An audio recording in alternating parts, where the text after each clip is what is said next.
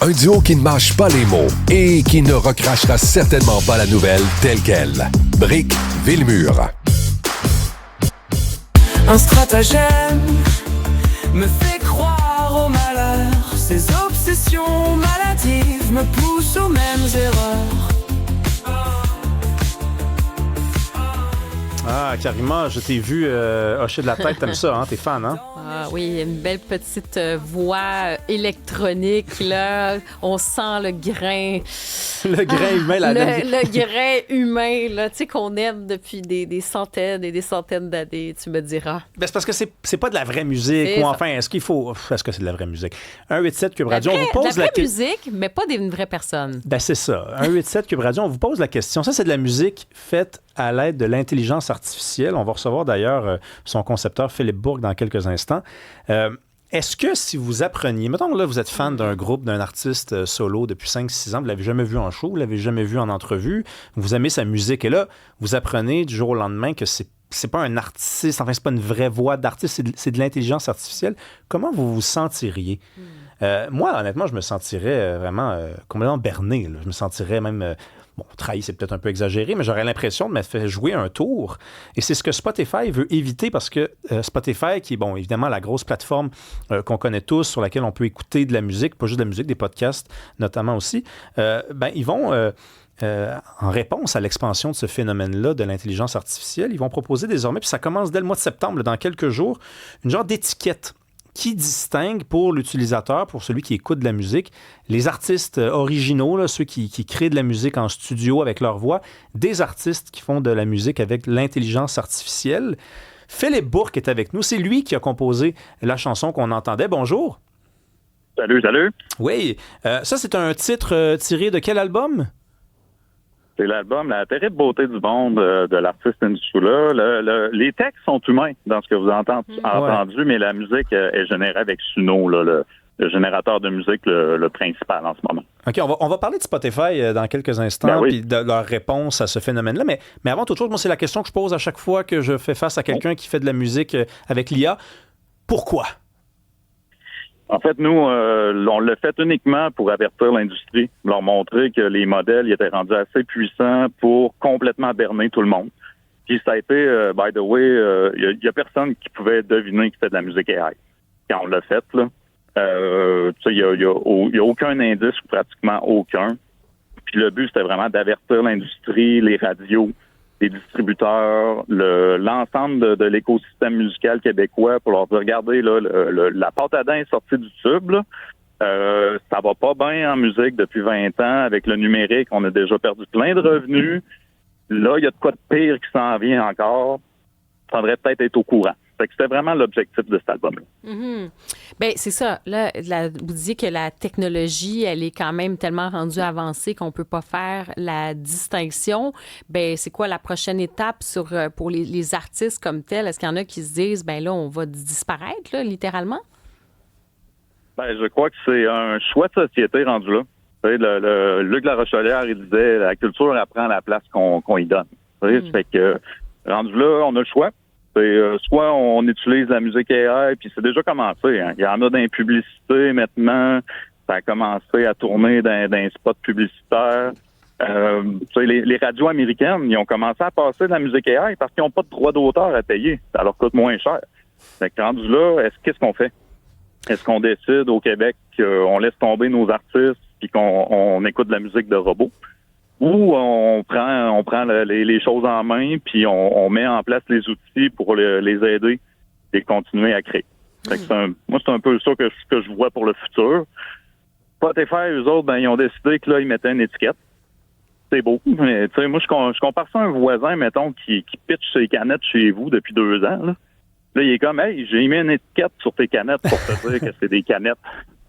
Ouais, mais c'est pas ça le problème. Là. Le problème, c'est qu'il faut que tu mettes les canettes à récup. Là. Arrête de les pitcher chez nous. Ouais, mais en fait, Spotify va aller plus loin que ça, par contre, parce qu'ils vont faire appel aux utilisateurs. Donc, si on utilise Spotify puis qu'on remarque qu'un artiste, ça semble être de l'IA, on peut signaler. Puis là, Spotify va, en vertu du nombre de signalements qui vont avoir été faits, ouvrir une enquête, entre guillemets, ou pas. Mais Spotify aussi va le faire l'organisation en soi va le faire également. Donc, il risque quand même d'avoir un gros tri là, qui va être fait en partant. Là. Ah, la nouvelle est bonne. Là. Tu sais, moi, j'enlève pas ça, tout ça, sauf que tu sais, ça fait 15 mois qu'on le sait que cette musique-là est là.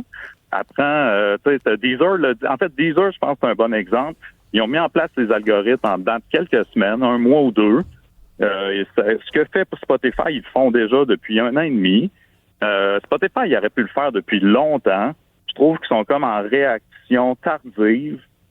Un peu, tu sais, je les trouve un peu idiots, là, d'avoir pris autant de temps, d'avoir mis ça en place. Maintenant, ils l'ont fait. Mais encore là, il y a des plateformes qui vont bien plus loin. Bandcamp, par exemple, ils ont juste retiré la musique AI complètement. Parce que cette musique-là, là, l'album que vous avez entendu tantôt, là, ça nous a pris quelques jours pour produire 12 chansons. T'sais, on peut pas mettre ça sur ben, moi, c'est mon opinion. Il existe des plateformes uniquement pour de la musique AI, un peu comme les vidéos. T'sais, on pouvait aller, ben là, Sora a fermé, là, mais la boîte de Facebook là, qui existe encore pour écouter des vidéos AI. Mais quand on veut écouter de la musique, pour moi, on devrait avoir une plateforme, on devrait même pouvoir filtrer puis tout, mais ça devrait pas se retrouver au même endroit parce que c'est complètement non concurrentiel, cette musique-là, par rapport à de la musique faite par des humains qui va prendre 2-3 ans.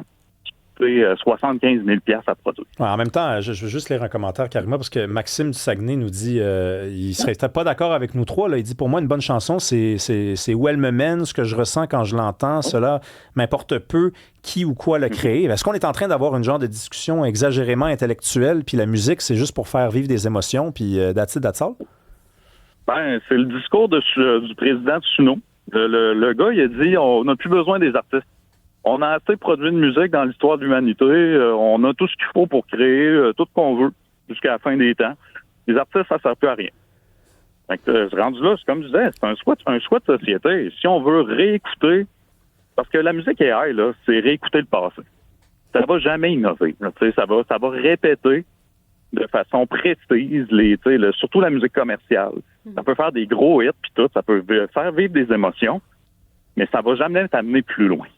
Le rôle d'un artiste, là, c'est d'être le miroir de la société. Fait que là, si on perd nos miroirs, si on perd ceux qui nous mettent d'en face nos problèmes, puis les solutions, ben, on va devenir quoi, là? Fait que oui, on peut faire le choix, collectivement, d'écouter de la musique de robots, puis de se contenter de ça. Mais rendu là, c'est un choix de société. C'est à nous de choisir. C'est très particulier parce que, tu sais, on veut être de notre temps, puis on veut embrasser les changements technologiques, puis en même temps, il y a comme quelque chose de triste qu'on constate parce que c'est, sincèrement, c'est la disparition vraiment d'un monde. Là, parce que là, c'est pas juste un outil, là, c'est une transformation. J'ai l'impression que c'est un remplacement là, par les robots. Est-ce que les radios commerciales, par exemple, Philippe Bourque, est-ce que les radios commerciales, est-ce qu'il devrait, par exemple, on devrait aller avec des quotas? Tu sais, on avait des quotas pour la musique francophone. Est-ce qu'on pourrait aller vers ça, dire, regarde, si on veut quand même qu'il y ait une pérennité pour les artistes, on fera des quotas avec des vrais artistes. Là, je sais pas, là, 90 % ça va être des vrais artistes. Puis il y aura un 10 % de musique AI parce que là, ils ne paieront pas de droits d'auteur au même titre. Là. Qu'est-ce que tu penses de ça? Ils doivent faire quoi?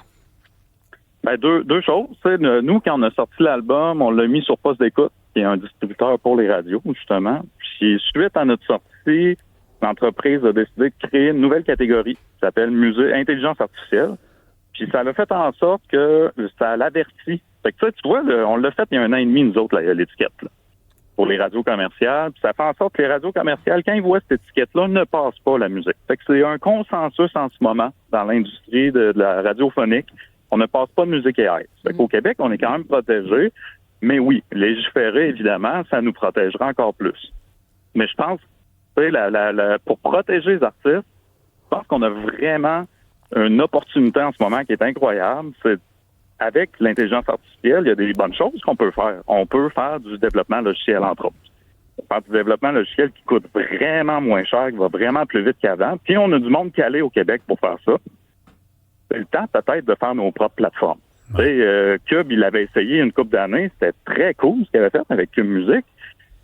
Bon, ça n'a pas fonctionné, mais je pense qu'aujourd'hui, on a une autre opportunité de le faire, puis de mettre en place nos propres plateformes avec des bons revenus, avec la vraie visibilité, parce que là, on essaie de convaincre avec des lois, Spotify, Apple Music, de mettre de l'avant la musique québécoise. Bonne chance.